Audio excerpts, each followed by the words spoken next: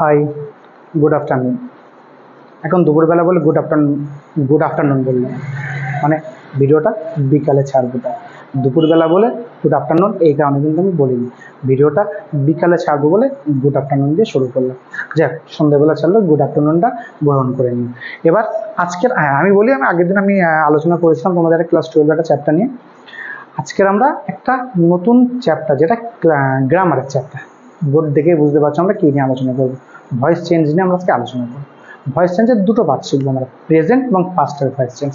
Voice করতে গেলে আমাদের টেন্স কিন্তু অবশ্যই লাগবে। কিন্তু দেখো, আগে আমরা ভয়েস সম্বন্ধে কিছু কথা জানি, তারপর আমরা কাজে নেমে পড়বো। আমি বারবার বলি যে এত ইন্ট্রোডাকশান, এত ডায়লগ, এত হেমাতন দিয়ে লাভ নেই। চলো আমরা কাজ করতে শুরু করে দেবো। ভয়েস চেঞ্জ মানে বাচ্চ পরিবর্তন। দেখো, বোর্ডের দিকে একটু খেয়াল করো। আমি আবারও আশা করবো তোমাদের সামনে যারা ভিডিওটা দেখছো, যাদের অনলাইন বা অফলাইন ব্যাচ, যারাই আমার ভিডিওটা দেখছো, সবার সামনে পেন এবং খাতা কিন্তু থাকবে। তোমরা রাইট ডাউন করতে কিন্তু ভুলো না। ভয়েস গ্রামারে একটা সুন্দর টপিক, যেটা ক্লাস 7 to 10 পর্যন্ত খুব সুন্দরভাবে দেওয়া থাকে। ক্লাস 7 বা 10-এর জন্য যে ভয়েসটা লাগে সেটা কিন্তু একই ভয়েস। এরম নয় যে 7-এ আলাদা, 8-এ আলাদা, 9-এ আলাদা, 10-এ আলাদা, সব কিন্তু একই টাইপের। একবার যদি ভয়েসটা শেখো, তোমরা জীবনে কখনো ভুল হবে না।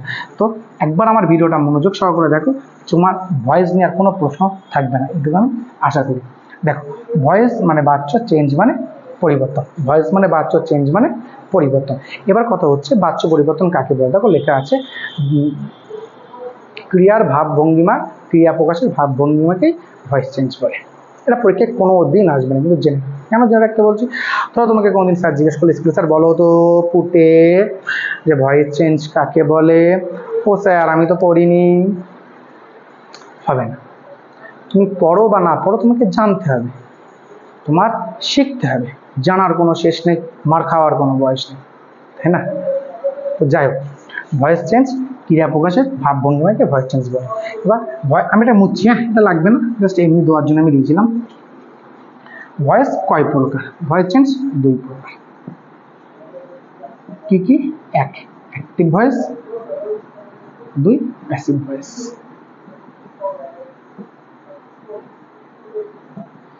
অ্যাক্টিভ ভয়েস মানে কর্তৃবাচ্য, আর প্যাসিভ ভয়েস মানে কর্মবাচ্য। মানে যে বাক্যে কর্তা হেড তাকে কর্তৃবাচ্য বলে, যে বাক্যে কর্ম হেড তাকে কর্মবাচ্য বলে। কিন্তু শুনে নাও বন্ধুগণ, ভারতের এই যে ম্যাপ দেখতে পাচ্ছ, ঠিক নিচের দিকে দেখবে একটা শ্রীলঙ্কা বলে একটা দেশ থাকে। আমরা কিন্তু ভারতের সঙ্গে শ্রীলঙ্কাকে ধরেই না, কিন্তু ভারতের ম্যাপ আঁকতে গেলে আমরা কিন্তু এটা আঁকবই। ঠিক ভয়েস বলতে গেলে যেমন আমরা এই 2 প্রকার জানবো, তার সঙ্গে আমাদের এটা জানতে হবে, এটা আমাদের লিখতে হবে। এটা পরে শেখার কোনো টপিক নয়। সেটা কি? Quasi passive voice. কোয়াসির আর একটা ইংলিশ হচ্ছে হাফ, তার মানে অর্ধ। প্যাসিভ মানে কি বলেছিলাম? কর্ম। ভয়েস মানে বাচ্য। তাহলে ইংলিশ কি দাঁড়ালো? অর্ধ, কর্ম, বাচ্য। তাহলে ভয়েস 2 প্রকার, আবার 3 প্রকার অনেকে বলতে পারো, অসুবিধা নেই। কারণ এই প্রকার পরীক্ষায় আসে না, জেনে লাভ নেই, তর্ক করে লাভ নেই। যে যেটা বলে সেটাই ঠিক। 2 প্রকার বা 3 প্রকার পরিষ্কার করতে পারলাম। ভয়েসের কি আসে? অ্যাক্টিভ থেকে প্যাসিভ করার নিয়ম আসে। কি আসে? অ্যাক্টিভ থেকে প্যাসিভ করার নিয়ম আসে। এইটাই আমাদের ভালো করে জানতে হবে। এবার তোমরা বলছো স্যার আমরা কি করে শিখবো, আমরা তো পারি না। তোমরা ভিডিওটা প্রথম থেকে শেষ পর্যন্ত একদিন দেখো, কিছু প্র্যাকটিস করো, তোমরা পারবে ইনশাল্লাহ, কোনো অসুবিধা হবে না। দেখো, তাহলে এই যে অ্যাক্টিভ ভয়েস গেল, তাহলে অ্যাক্টিভ ভয়েস কি বললাম? যে বাক্যে কর্তা হেড তাকে অ্যাক্টিভ বলে। আমি সোজা সরল ভাষায় বলছি, পুরো ডিটেলস বলছি না, তোমাদের বোঝানোর জন্য। যে বাক্যে কর্ম হেড তাকে প্যাসিভ ভয়েস বলে। আর একটা হচ্ছে কোয়াসি প্যাসিভ, যেটা হাফ বা অর্ধ। মানে ব্যাপারটা যদি আমি অন্যভাবে বলি, এটা হচ্ছে বাবা, কর্তা, কর্ম, মা, বাড়ির সমস্ত কাজ করে কর্ম, মা। আর কোয়াসি মানে অর্ধ কর্ম, মানে ব্যাপারটা হচ্ছে যে ছেলে বাপের আগে প্যাকেট ধরে। কেন বললাম কথা? এর মধ্যে রিজন আছে। না, আমরা যদি ভার্বকে কে দিয়ে প্রশ্ন করি, সাবজেক্ট পাই। কি দিয়ে প্রশ্ন করি? অবজেক্ট পাই। এটা আমরা জানি। কিন্তু যখনই ভার্বকে কে দিয়ে প্রশ্ন করে আর কি দিয়ে প্রশ্ন করে সেম জিনিস পাবো, তখনটা হয়ে যাবে কোয়াসি প্যাসিভ ভয়েস। তাহলে কে বা কি দিয়ে উভয় আমার একই জিনিস পাচ্ছে, তাই বাপের আগে প্যাকেট ধরছে। তাই কোয়াসি প্যাসিভ ভয়েস মানে বাপের আগে প্যাকেট ধরা যে ছেলেপিলাটাকে কোয়াসি প্যাসিভ বলে। তাই এমনি মজার ছলে তুমি জানতে পারো। তাহলে ভয়েস 3 প্রকার। কি কি? অ্যাক্টিভ ভয়েস, প্যাসিভ ভয়েস আর কোয়াসি প্যাসিভ ভয়েস। চলো মুছি, তোমরা একটুখানি ভিডিওটা পজ করে এটাকে লিখে নিতে পারো, না লিখলেও অসুবিধা নেই, এটা অতটা ইম্পর্টেন্ট না। চলো মুছলাম। হ্যাঁ, এবার ভয়েস চেঞ্জ করার কিছু নিয়ম আছে, রুল। যত রুল তত ভুল, যত নিয়ম শিখবে তত ভুলে যাবে, কিন্তু তবুও নিয়ম কিছুটা লাগে। রুল নম্বর 1, অ্যাক্টিভ ভয়েস থেকে প্যাসিভ ভয়েস করতে গেলে সাবজেক্ট অবজেক্ট হয়, অবজেক্ট সাবজেক্ট হয়। 2 নাম্বার, অ্যাক্টিভ ভয়েস থেকে প্যাসিভ ভয়েস করতে গেলে, এটা লিখি, always auxiliary AUXILIARY auxiliary verb use করতে হয়। টেন্স বুঝে। 3 নম্বর নিয়ম, অ্যাক্টিভ থেকে প্যাসিভ করতে গেলে অলওয়েজ V3 এবং বাই বসাতে হয়।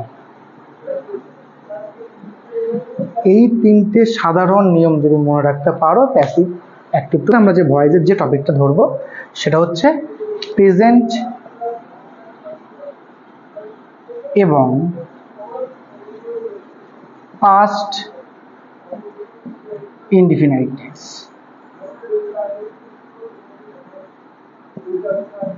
একসাথে দুটো শিখবো, কারণটা আমি বলছি। আচ্ছা, আর একটা ভাবে যদি ভয়েস শিখতে চাও, ধরো আমার এটা দুটো হাত, ক্লিয়ার? এই দুটো হাতকে আমি জোরে দিলাম। আচ্ছা, তাহলে এই যে এটা কি, বাহাত, এটা বাহাত সাবজেক্ট, এই যে ভার্ব যেখানে কোনোটা জুড়ে আছে, এটা অবজেক্ট। আমরা যখনই বাক্য লিখব, বাঁদিকে সাবজেক্ট, ডান দিকে অবজেক্ট, মাঝখানে ভার্ব, এটা হচ্ছে অ্যাক্টিভ। এটাকে যেই আমরা খুলে দেবো, দেখো তো এই সাবজেক্টটা কোথায় চলে আসলো অবজেক্টের জায়গায়, অবজেক্টটা কোথায় চলে আসলো সাবজেক্টের জায়গায়, আর কোনটা বেড়ে গেল, ভার্বটা খুলে গেল, বেড়ে গেল। তার মানেই কিন্তু আমাদের ভয়েস করতে গেলে ভার্বটা বেড়ে যাবে। এক্সাম্পল স্বরূপ যদি বলি, আই ইট রাইস, এটা অবজেক্ট, এটা সাবজেক্ট, এটা V1, এটা অ্যাক্টিভ ভয়েস আছে।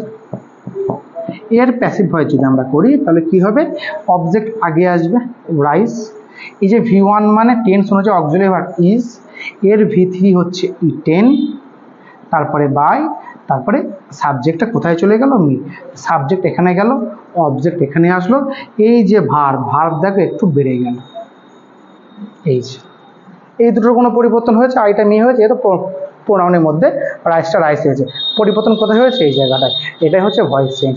এই পরিবর্তনটা বুঝতে পারলে ভয়েস চেঞ্জ তোমার কাছে ক্লিয়ার, আর কিছু নেই ভয়েসে, আর কিছু নেই। এবার আমি যেটা বলছিলাম, প্রেজেন্ট এবং পাস্ট ইনডিফিনাইটের আজকে আমরা ভয়েস চেঞ্জ বুঝবো। তার আগে এই দুটোর গঠন বুঝতে হবে। প্রেজেন্ট টেন্সের গঠন সাবজেক্ট V1 অবজেক্ট, আদার্স আমি লিখছি না, এর গঠন সাবজেক্ট V2 অবজেক্ট, আদার্স আমি লিখছি না। তাহলে গঠন, এটা কি গঠন হলো দুটো, প্রত্যেক টেন্সের গঠন আর তার অ্যাক্টিভ ভয়েস সমান। প্রত্যেক টেন্সের যে গঠনটা হবে তার অ্যাক্টিভ ভয়েস সমান হবে। এই দুটোর আমার অ্যাক্টিভ ভয়েস তাহলে কি একই, সাবজেক্ট V1 সাবজেক্ট V2। আচ্ছা দেখো তো, এখানে V1 আর এখানে V2 আছে, আর কিছু পরিবর্তন হয়েছে? সাবজেক্ট কি কি হতে পারে, নাউন হতে পারে বা প্রোনাউন হতে পারে। নাউন মানে পৃথিবীর যত নাম, প্রোনাউন কিছু লিমিটেড দেওয়া, আমি আমি আমরা, তুমি, তোমরা, সে, তাহারা। আর নাম মানে তো পৃথিবীর যে কোনো নাম হতে পারে। অবজেক্টও সেম, নাউন বা প্রোনাউন, তাছাড়া অবজেক্ট হবে না। তো সাবজেক্ট আর অবজেক্ট খুঁজতে আমাদের সমস্যা নেই, আমাদের সমস্যা হচ্ছে ভার্ব। ভার্ব যদি খুঁজে পাই, ভার্বকে যদি আমরা কে দিয়ে প্রশ্ন করি তাহলে সাবজেক্ট পাবো, কি দিয়ে প্রশ্ন করি আমরা অবজেক্ট পাবো। শুধু কি না, কি বা কাকে দিয়ে প্রশ্ন করতে হয়, কে বা কারা দিয়ে প্রশ্ন করতে হয়, পেয়ে যাবো।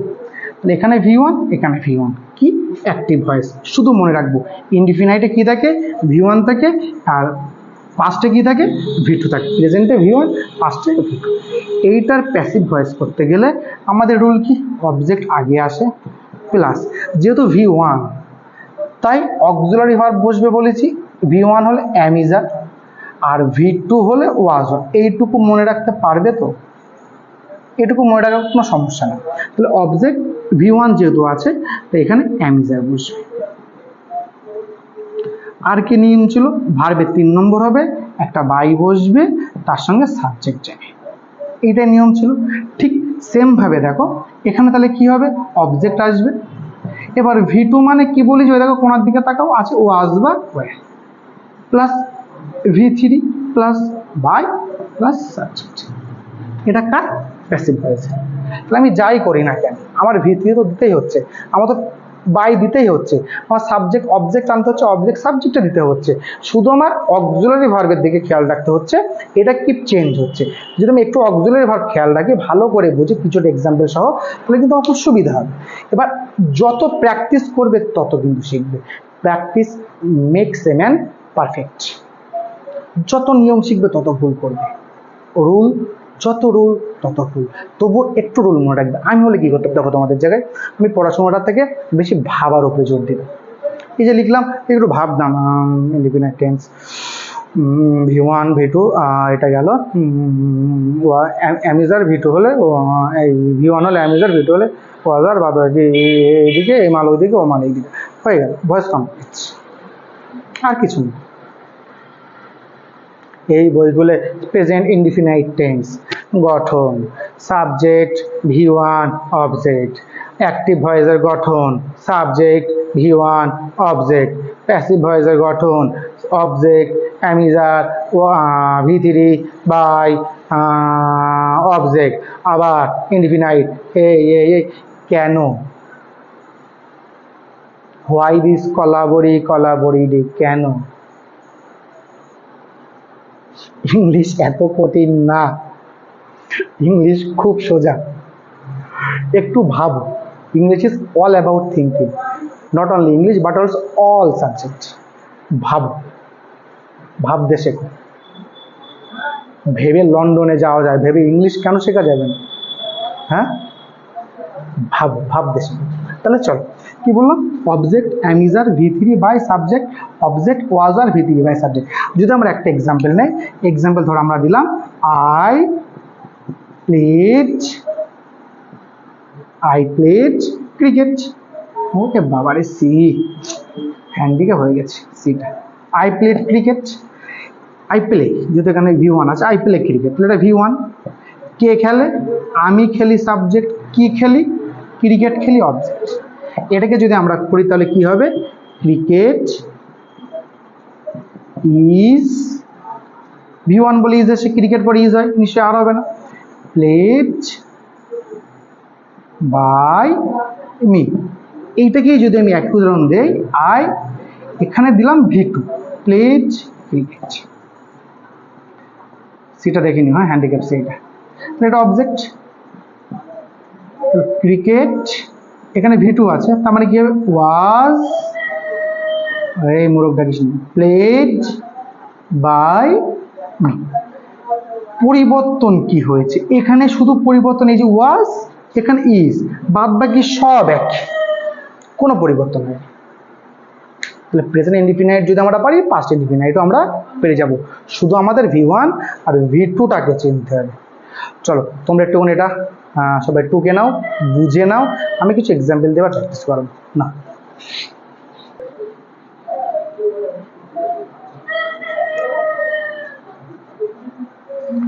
দেখো প্রথম প্রেজেন্ট ইনডিফিনাইটের দিই, প্রেজেন্টের দিই, হি sings a song every day.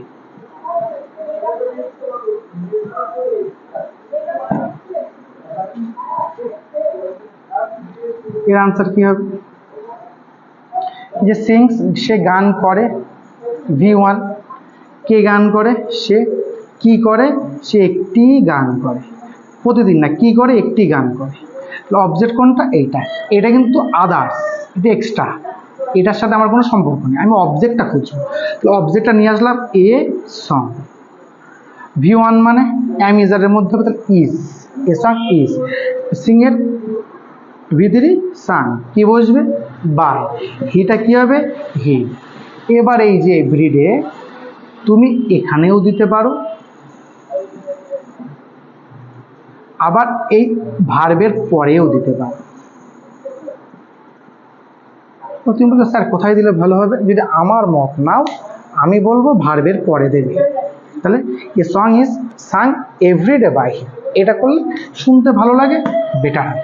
এটা করলে ভালো, ভার্বের পরে। এখানে দিলে ভুল নেই, কিন্তু ভুল হবে না, কিন্তু দেবে না। এবার এটাকেই যদি আমরা অন্যভাবে একটা এক্সাম্পল দেই, ধরো আমরা আরেকটা এক্সাম্পল দিচ্ছি, দ্য শেফ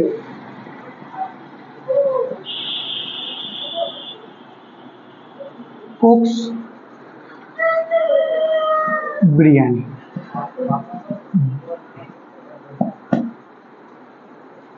তাহলে দ্য শেফ রান্না করে, কি রান্না করে? বিরিয়ানি। তাহলে অবজেক্ট কোনটা? অবশ্যই বিরিয়ানি, অবজেক্ট অবশ্যই বিরিয়ানি।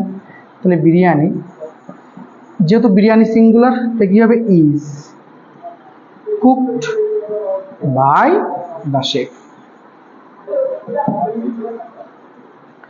বাইরের পরে সাবজেক্ট বসবে, নিয়ম অনুযায়ী বসিয়ে দিলাম, এটাও করে দিলাম, একই ব্যাপার। তাহলে প্রেজেন্ট টেন্স যদি দুটো উদাহরণ দেখি, তাহলে আমার পাস্ট টেন্সেরও আর দুটো উদাহরণ করা যেতে পারে। বুঝছি?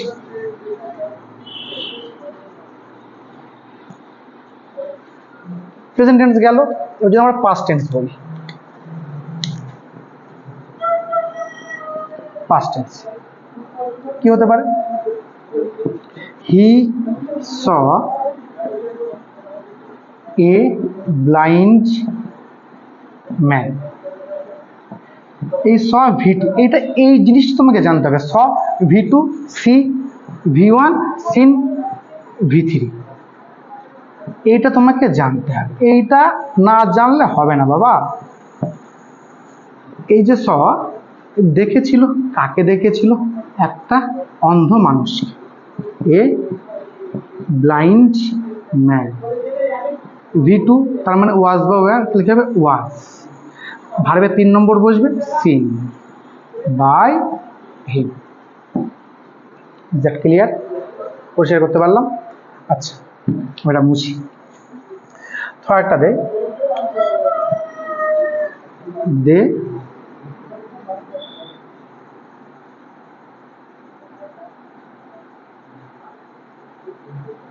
এচ ম্যাঙ্গোস, আমের সময়।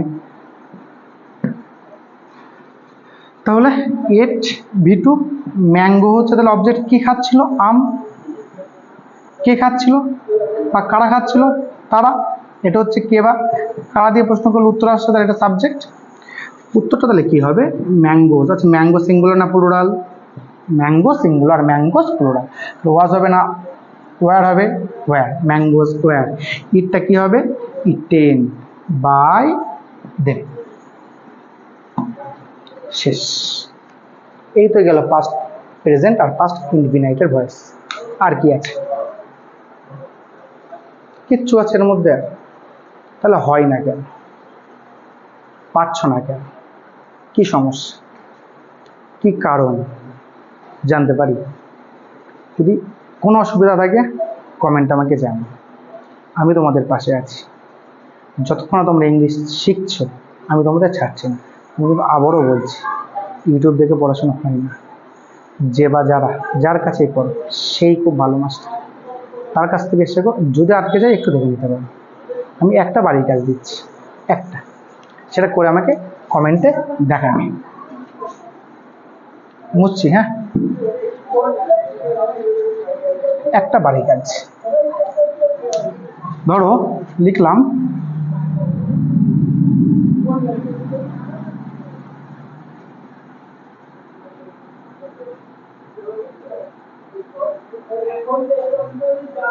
the cat killed A rat, এটা কিন্তু homework. The cat killed a rat, 2 নম্বর। মাদার called him, 3 নম্বর। শুধু পাস্টের না, পাস্ট প্রেজেন্ট উভয়, 3 নম্বর।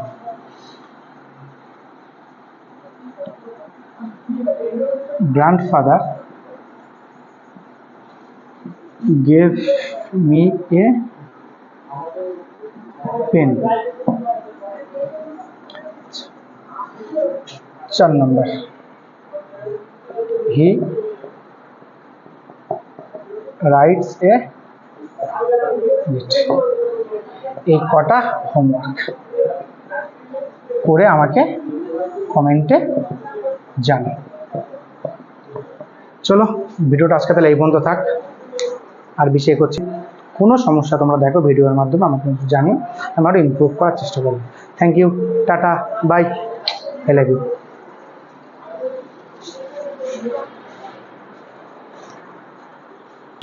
চলো তোমরা একটুখানি স্ক্রিনশট নিয়ে নাও, আমি এটা